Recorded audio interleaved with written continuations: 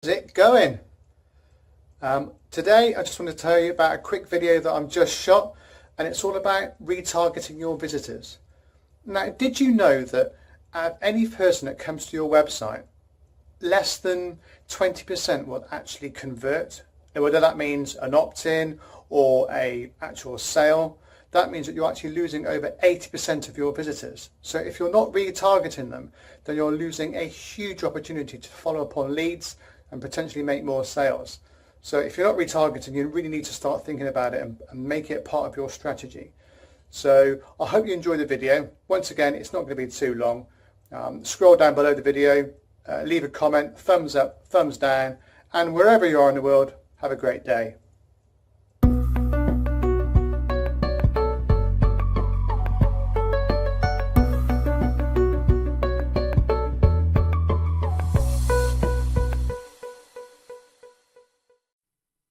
Are you retargeting your visitors?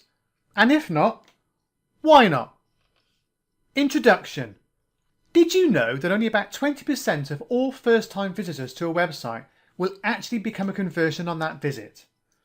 And that means that 80% of your site's visitors are leaving without converting, even if they want to. Shopping cart abandonment is making major waves in the e-commerce industry at the moment. And this is because of how recoverable those consumers actually are. Studies show that about 68% of all abandoned shopping carts can be recovered.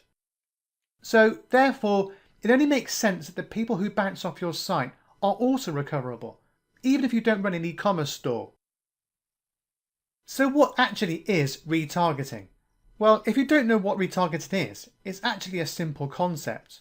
You place a piece of code in your site's footer, typically JavaScript, and that code compiles a list of all your site's visitors.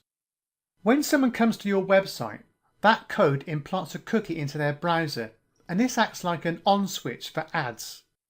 Then, as your visitor browses other websites on the internet, as they come to sites that have ads on them, the cookie that you left in their browser activates the ad for your particular site.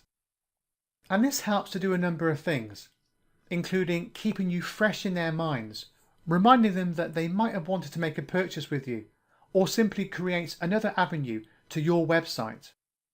The point here is that you're getting advertised across the web to an extremely targeted audience. These are people that have already expressed an interest in your website. Whether they left to look for better offers, they left the stove on, or they had to run into a business meeting, you get another crack at them by simply adding this code to your website and running a few ads. So it's definitely worth it. Now you might be asking, won't people find this intrusive? Now, of course, there are some places where people absolutely hate targeted ads, such as ads that hit on keywords from people's emails. And this is intrusive and likely to backfire unless you're a pretty big brand. I mean, think about it. Nobody wants to think that a penis enlargement cream site is filtering through their emails and placing ads on their Gmail account. It's just not the done thing.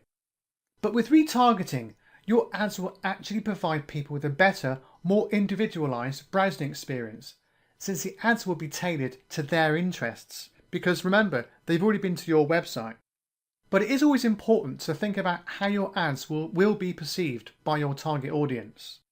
There is a fine line between being intrusive and being customized, and the best websites walk this line perfectly.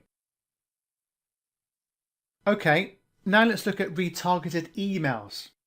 And using emails is good because not every internet marketer's site will lend itself to retargeting code and ads. And some marketers will do much better to retarget their visitors through email campaigns.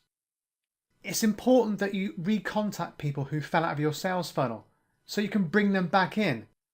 As with the shopping cart abandonment, there's no telling why that person fell out.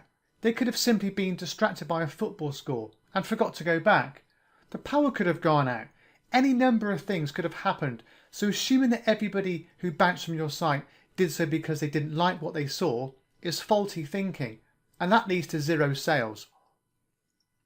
Think about it. What do you have to lose by sending out some emails saying, "Hey, we've been thinking about you and we want you to come back. Here's 10% off your next order." Or, "Did you forget about us because we didn't forget about you?" we figured you might have some questions, so let's set up a time to chat so I can answer them for you. The point here is that you miss out on all of those sales that you don't reach out and grasp. So retargeting visitors can only result in sales. And what's the worst that can happen? They ignore you. Well, right now, if you aren't retargeting, you're the one ignoring them. So bring retargeting into your strategy and see your sales soar.